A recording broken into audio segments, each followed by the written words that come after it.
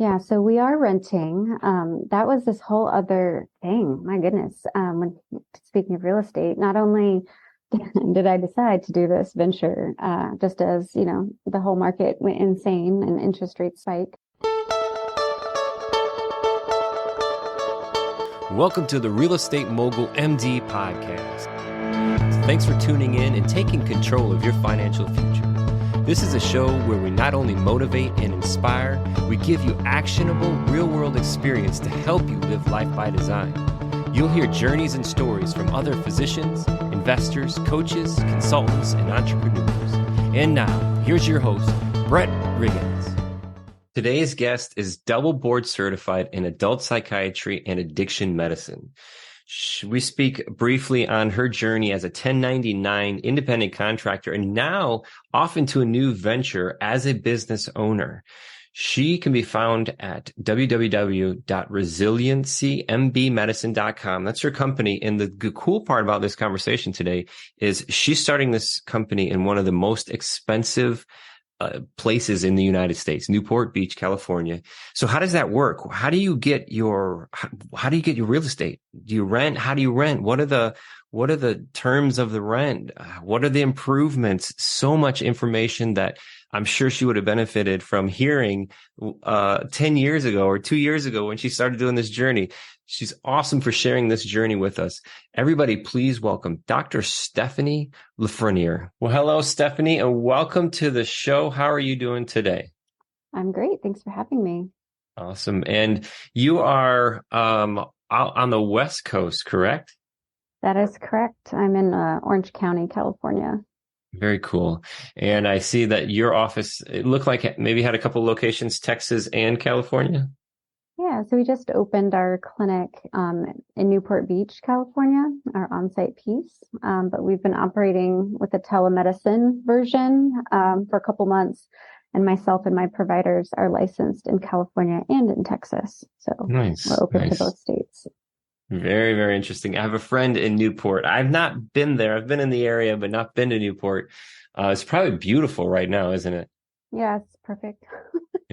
Yeah, that's awesome. And we're recording here on the very beginning of November. So in the state that I grew up in, it's the beginning part of the year. It's very cold. Beginning part of winter, sorry. So, but I'm down here in the Carolinas now, loving the sunshine. And you are in California, and you are a physician. So I'm not a physician. And we just want to kind of give the listeners just a general idea of what you practice, where you practice, and maybe even how you got started, Stefani. Yeah. So like I mentioned, I just opened my first business and clinic in Newport Beach, Resiliency Mind Body Medicine.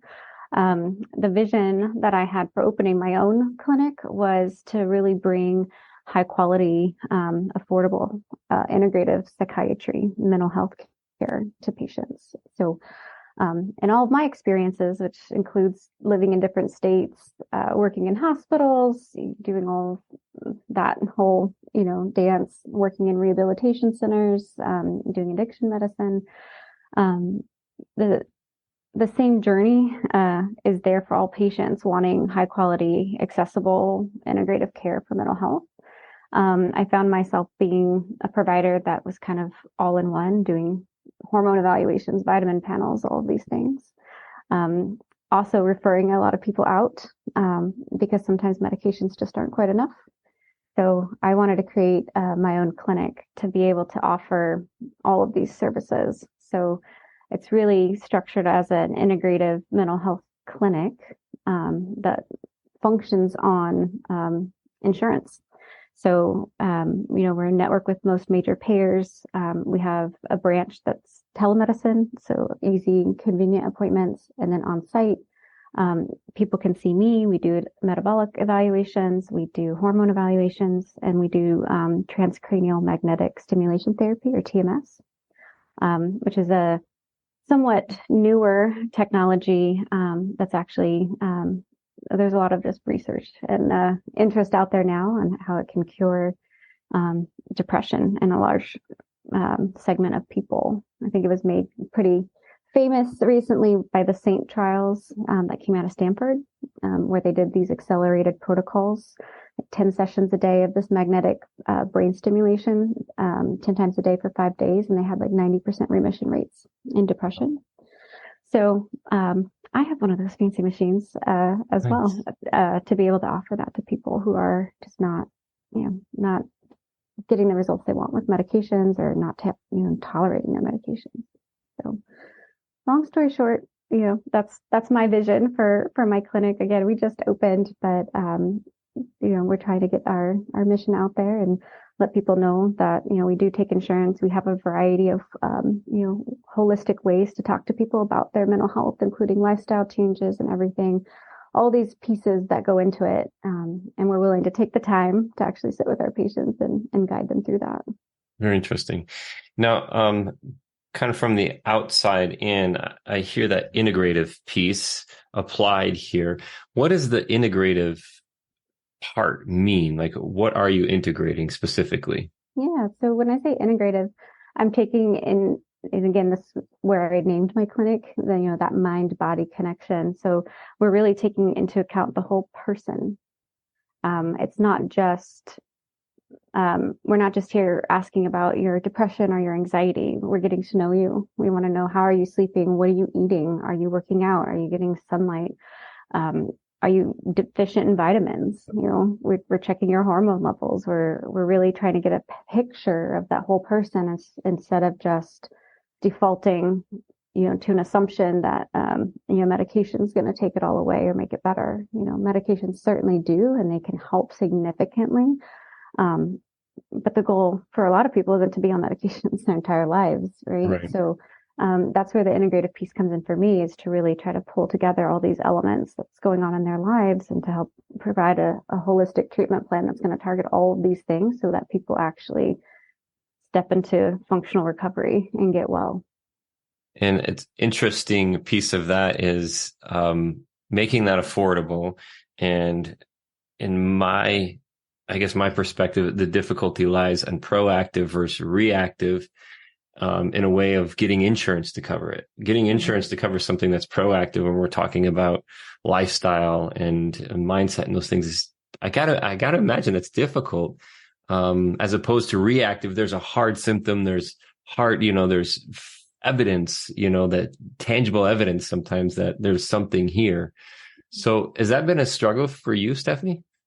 No, not at all. It's, as long as we are doing our due diligence in assessing the patient in all these aspects, they can come and see us and talk about whatever they want to talk about. Mm-hmm. We don't get paid by the insurance company to prescribe medications. They pay us to see the people, right? See our patients. And, as long as, we're doing our due diligence during those visits and talking to them about all these things, we're getting paid for it. So interesting. It's all about getting the patient in the door and letting them know that we do things a little bit differently here. And then that will be a direct referral from like a primary care or something. Is that where that? Yeah, sometimes a primary care, sometimes treatment centers. Southern California especially is pretty well known for the rehab detox industry. So we try to market to some of those to let them know that we're here for their clients. Sometimes just the insurers themselves, insurance companies, or people reaching out and asking like who's in network, and so we're getting people diverted our way through the actual insurance company too. Interesting, very interesting. So, and then the other part is you've started your own company. So prior to that, were you working W-2 with someone else? I've actually been 1099 prior to this venture for many years. I liked the freedom of that, the tax savings of that, the flexibility of that. I'm somebody who's always gotten bored pretty easy. So, in the 10 years or so that I've graduated residency, I've definitely, hopped many, many different jobs, many areas. Lived in Northern California, Southern California. I lived in Maine, lived in Austin, Texas. Lived in San Diego, and then now here in Orange County. So I definitely wanted to get a variety of experiences through the flexibility of being a 1099 and working different areas and different regions and things like that too. Very interesting. And to the point now where you're an actual business owner, this is a little bit different than just the straight 1099s. A straight 1099 in my mind is it is an independent contractor, and you're picking up and you're plugging in, but now you have the whole outfit. So you probably have other contractors and maybe even employees now, right? Yeah, that's the fun part of this new venture, is learning all of that, which to me is very stimulating. I've been doing mental health and psychiatry for what feels like a long time for me, certainly. And so this is providing a new way to flex my brain, being, an entrepreneur and really, again, working in the residential treatment center industry kind of taught me a lot in terms of who's running these facilities and their mission to make money, and oftentimes the lack of quality care that they bring to the table and lack of expertise that they bring to the table to help patients. And so that also started kind of feeding my vision for wanting to be the business owner myself, where I wanted to learn what it was to run my own business and to treat my employees with dignity and respect, and to pay them well, to avoid burnout, which is a huge issue in the medical industry as well. But also while, reinforcing that we're providing that quality care for our people that come to see us. So, from a financial perspective, very, very different, very, lots of things to learn, for sure, but it's also very exciting. It feels like I'm stepping into kind of my own, mission here in a way that's exciting and new. And so you get that itch to be an entrepreneur. You have this vision, you have this direction with this company. So many things come along with that, but I always love asking your path. Like, where was your start on that? What was the first thing you did? What were the first things you put together? Who was the first person you reached out to when you decided to not only go this direction, but to take action? Yeah, lots of great questions in there. So I think I started forming this vision many, many years ago as a 1099. I really liked the flexibility. I didn't like the idea of being owned by a medical system, a corporation, or hospital. So I think that kind of influenced my entrepreneurial spirit initially. Becoming a mom also. I've got a 3-year-old and a just turned 2-year-old. So again, just kind of being in the trenches, as a physician working mom, it just changes the dynamic. Certainly when you do mental health as well, treating people with mental health symptoms is definitely, can take its toll depending on, your health and your mental health as well. So I quickly realized, I couldn't work as intensely or do the things that I was used to doing now that I had this whole other part of me, kind of being captured, by my babies. So that started kind of leading the ball rolling of like, well, what can I do that's different? What can I do to, have a good lifestyle, be stimulated, but also, be as present as I can for my family. And then with that, again, I got into working into the rehab industry in Orange County and just started kind of learning the ropes from some of the business owners and just really getting into the systems of some of the facilities and kind of leaning in towards my own like telemedicine private practice. So I started then learning the nuances of the insurance industry. And I started thinking about doing my own kind of integrative clinic with TMS as I was sending so many people to get that treatment. And then I just started having some providers who I'd worked with when I was a medical director at a different company. They were reaching out, wanting to know what I was up to. They had liked working with me. They wanted to come work with me. And so that all just started giving me, this bigger, grander idea of what if I bring on these providers? What if I start my own clinic? What if we get on insurance panels? And started crunching numbers and made some offers. And it's kind of where things started. Just putting banding everything together loosely.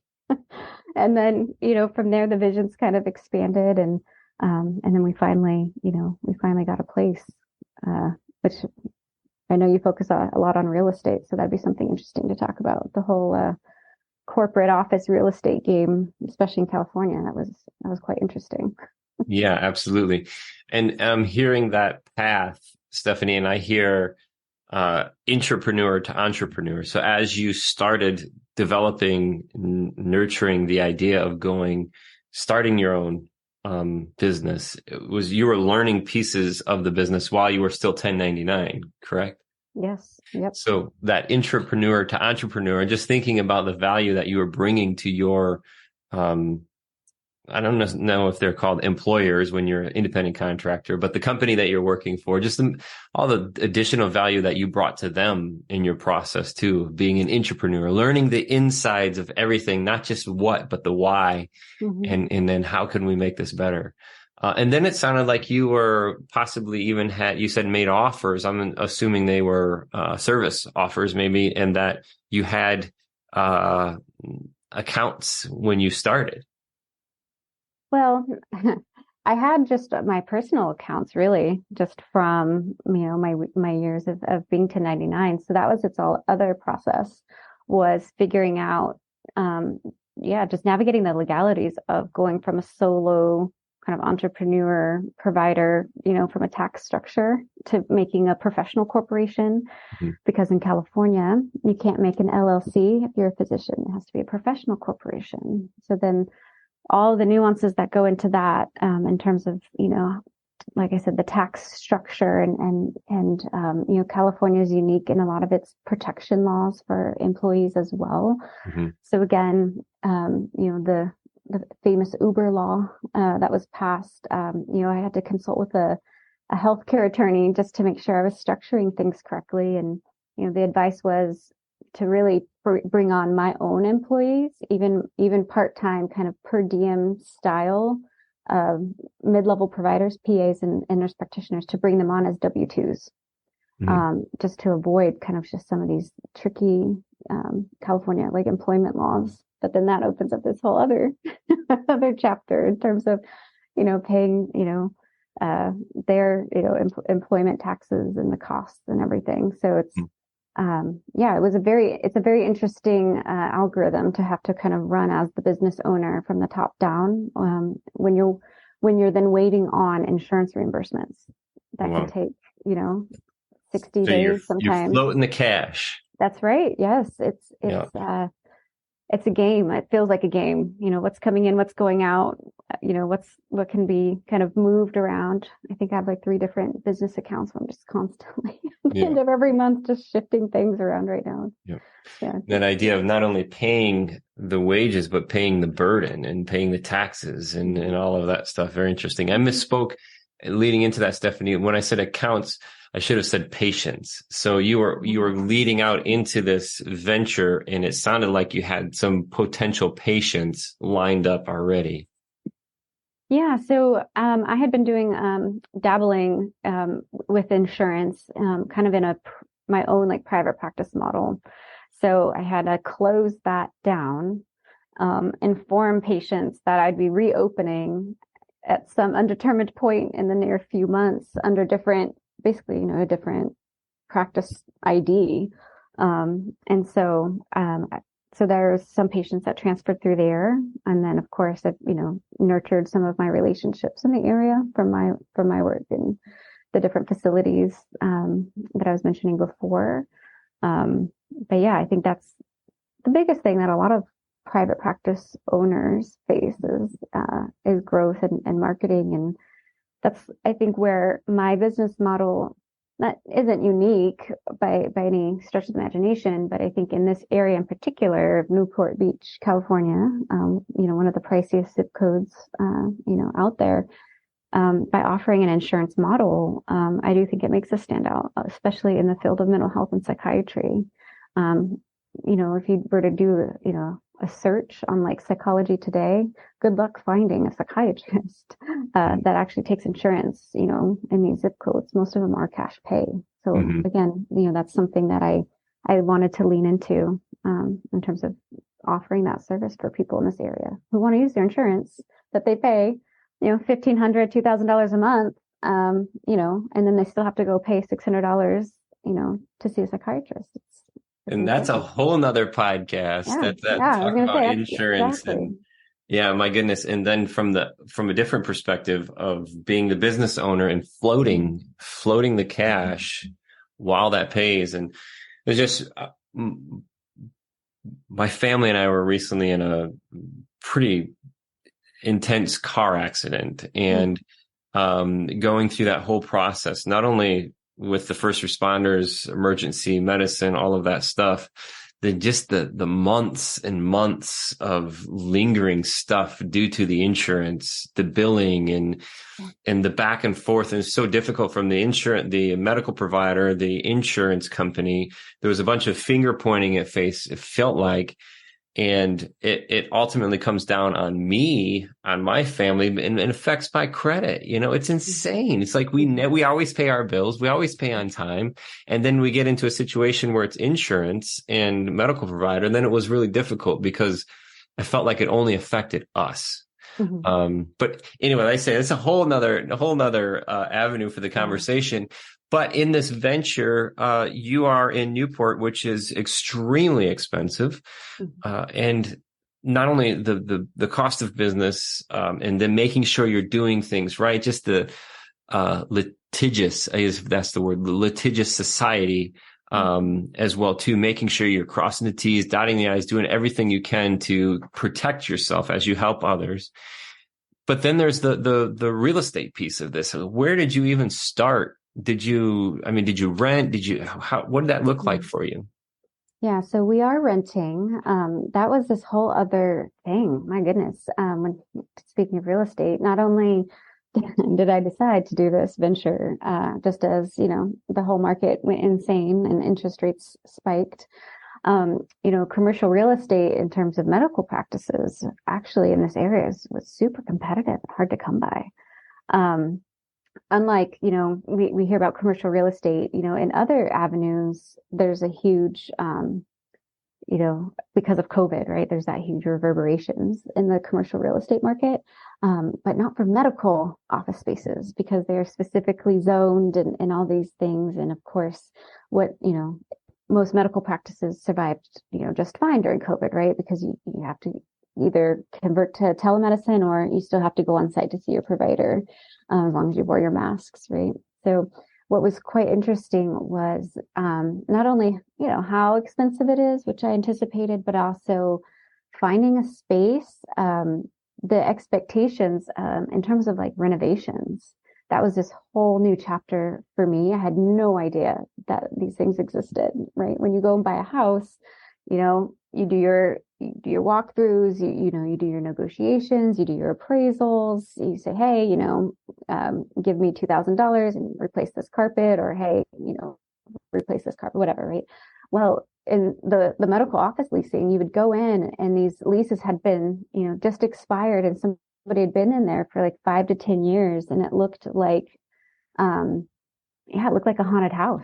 Like the carpets had stains, the walls had holes, it was just like how this was a sanitary medical building. Like what is this? And then on top of the exorbitant rent that they're asking, then you had to negotiate, your tenant improvement money and some of these contracts that were just pushing me really hard to accept.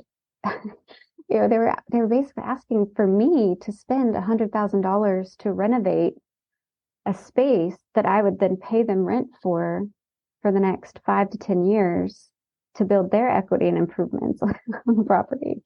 It was wild, really wild. So you go to medical school, you learn how to practice medicine. The thing I hear a lot is this gap between medicine and business. And now we're making this even, I guess, more difficult, where there's not only business, but construction and contract negotiation. And so getting into the finance piece. So there's so much, and none of us could ever study everything, right? And how do we fill these holes? How do we how do we share our experiences? How do we grow from them? I think, having these opportunities like this to share is, I guess, a great way to start, right? Yes, I've written notes on my process because, I don't know, I'm not the first one who's done this, but there's just this, lack of resource. It's like, I just wanted a guide, how to start a business in expensive California, there has to be, and I found pieces, of course, and I found people to talk to, right? I found a really cool attorney who, was expensive but informative. And Mm-hmm. I found some other, players in the game who've kind of gone through this. I think you hosted somebody that I also closely follow, Dr. Una, a couple weeks ago as well. So, I'm finding people out there who are trying to make this known and trying to talk about it. But it does feel unique, which is exciting to me. I like being different. I like being one of the few physicians out there willing to take this on. It does feel exciting.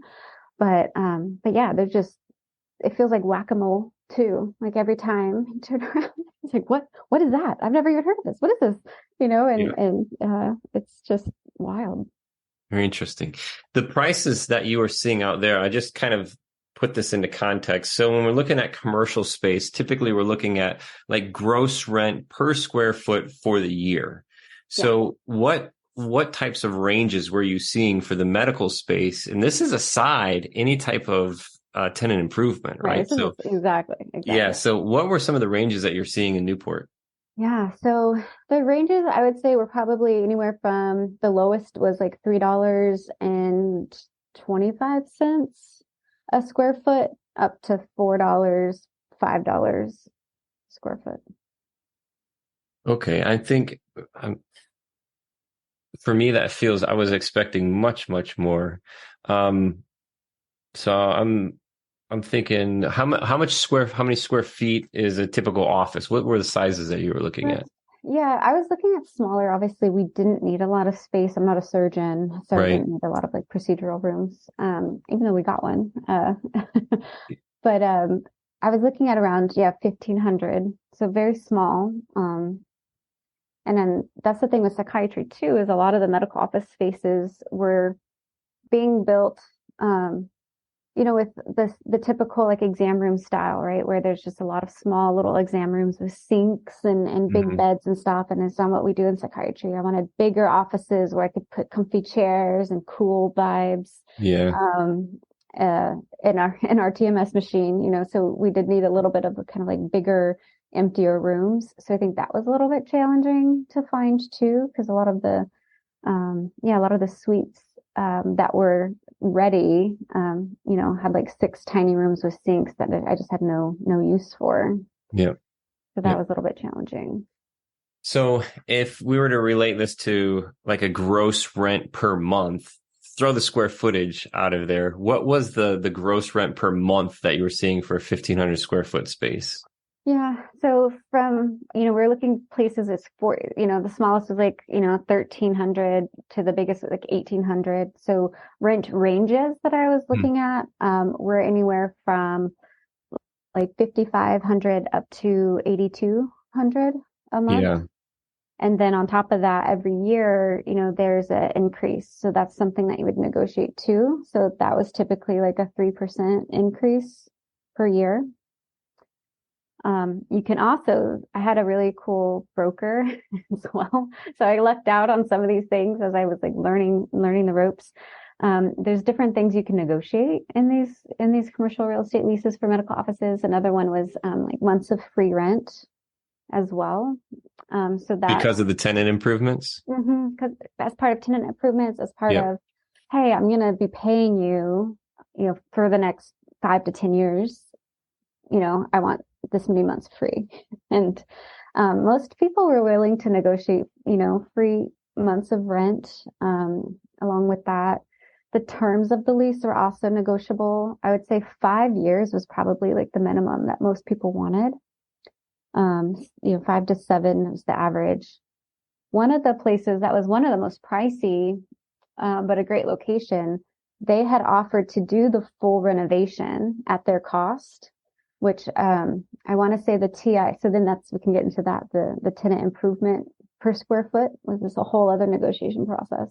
But they were willing to do the renovation at a cost of like $200,000 to themselves, but then they would only accept the highest, per square footage rent at 10 years, so that they could guarantee that they made back their investment and then, some profit on top of it. So that cost per square foot, then just roughly looking at it, if it was $5,500 a month, and what I did is I multiplied that by 12 to get the gross annual, and then I divided it by the square footage, and this 1,500 pocket, that puts us at 44. So around the $40 to $50 per square foot is probably close to a pocket we're in.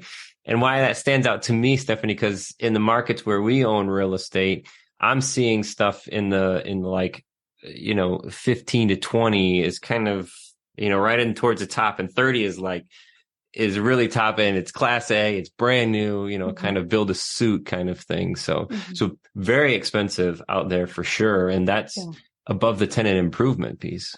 Well, and that was the other thing. So you'd go in and negotiate, this dollar per square foot, and then the unit itself, most of them were just, like I told you, like a haunted house walking in there, it was wild.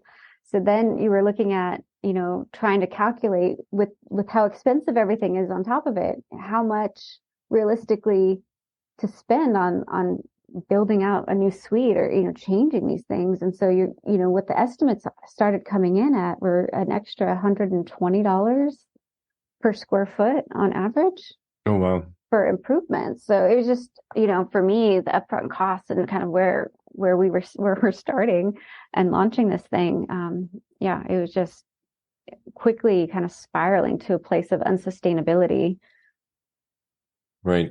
Yeah. And that's just changing or adding into these different layers. So you've got, you got med school, you are a practicing physician. Now let's throw some business on there by starting a new business.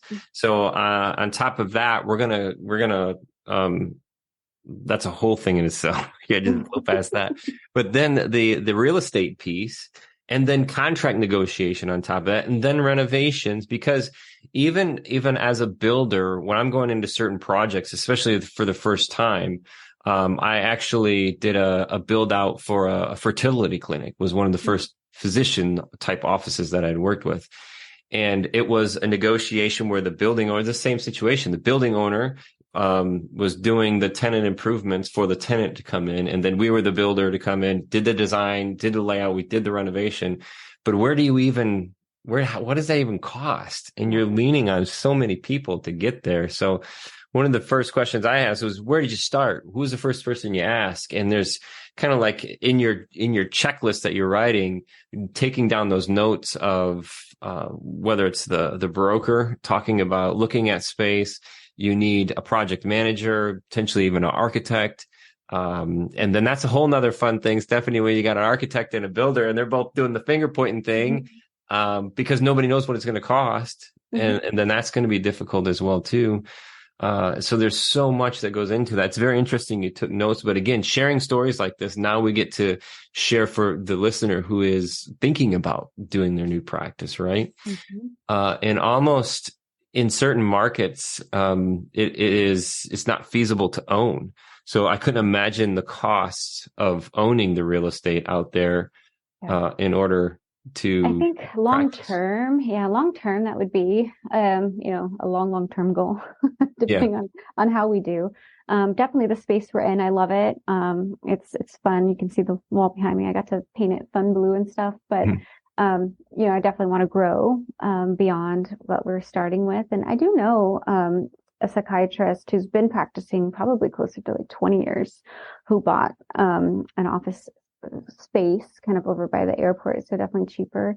But yeah, I mean, one of the buildings I was looking at that was basically gutted, and the owner had been, probably grandfathered in, from when land out here was super cheap. That building kind of would host, I don't know how many square foot. I want to say like, let's see, 10, 12, maybe 13,000 square feet.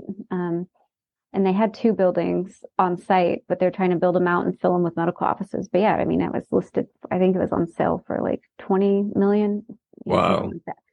So, it's crazy. Yeah.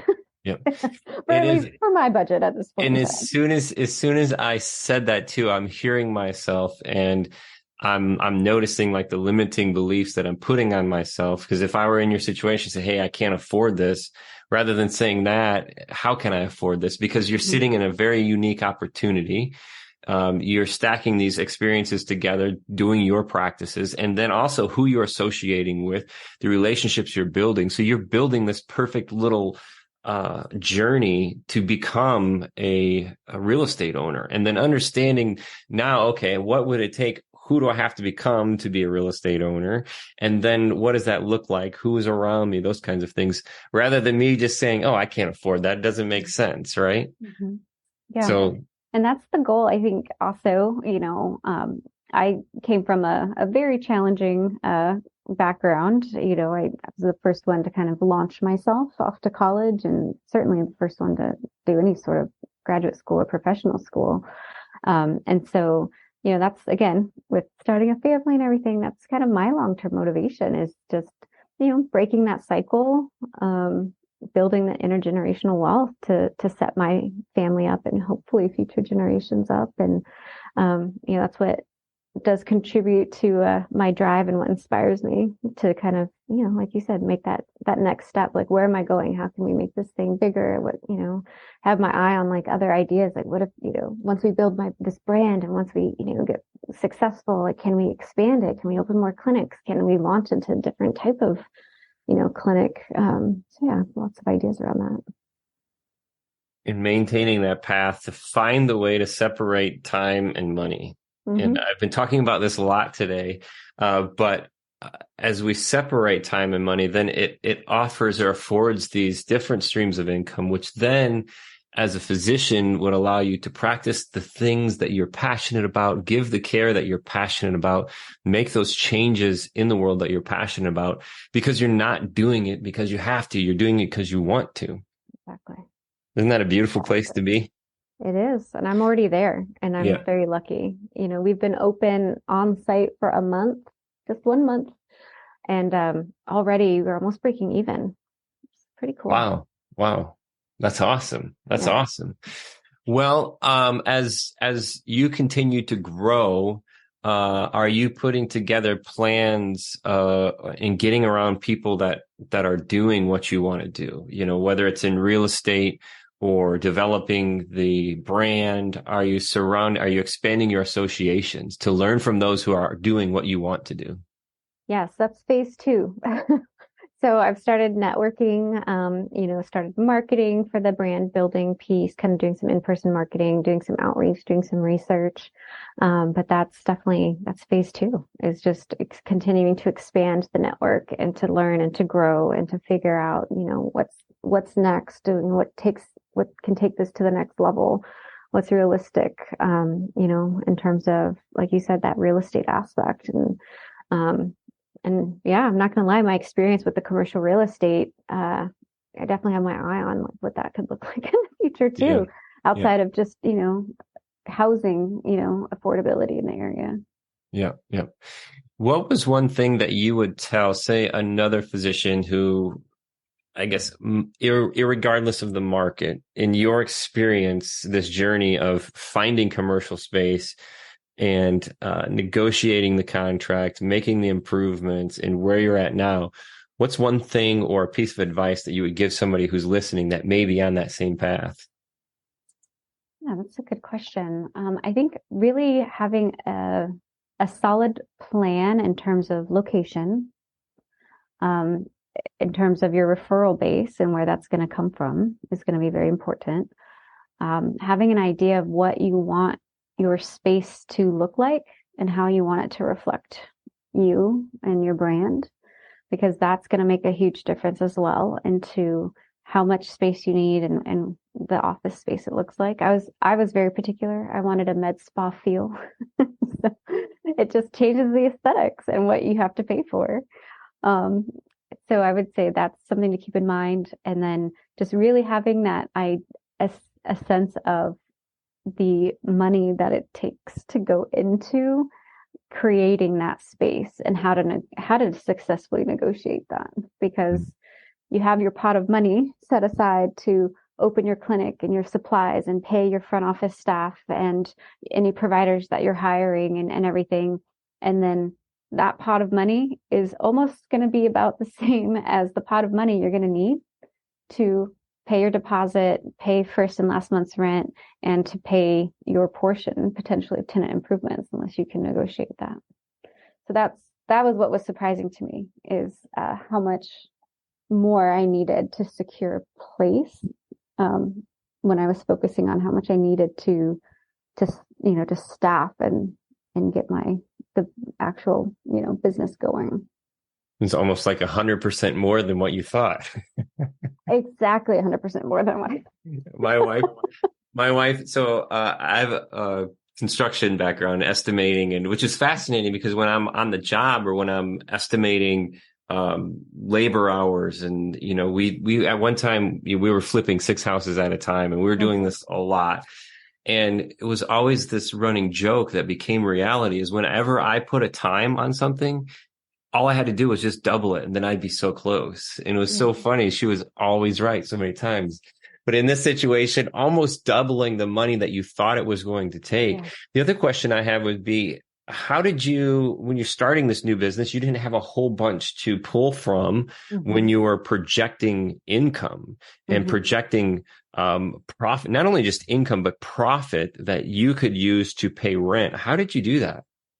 Yeah, I think that's the scariest piece of this. The piece that causes some anxiety, but I know will alleviate over time, is that I am, the breadwinner for our family. And for many years that, I like being a breadwinner. I like being, boost my confidence. I like, doing what I do and working hard. And so it was a huge shift to suddenly, stop all income to make this venture launch. I did decide to take out a small business loan to help kind of cover the startup costs, and that was its own other thing, in terms of protection and liability, and people wanting your profit loss statements of your business that you just formed 3 weeks ago, and so having to use kind of your own personal credit and securing it with your own assets and everything. So there's just a lot that goes into it when you don't, like you said, you don't have a lot of things to draw on. But I didn't want to waste any time. I think if I had waited 10 more years, none of that would have been an issue, but I didn't want to wait. Yeah.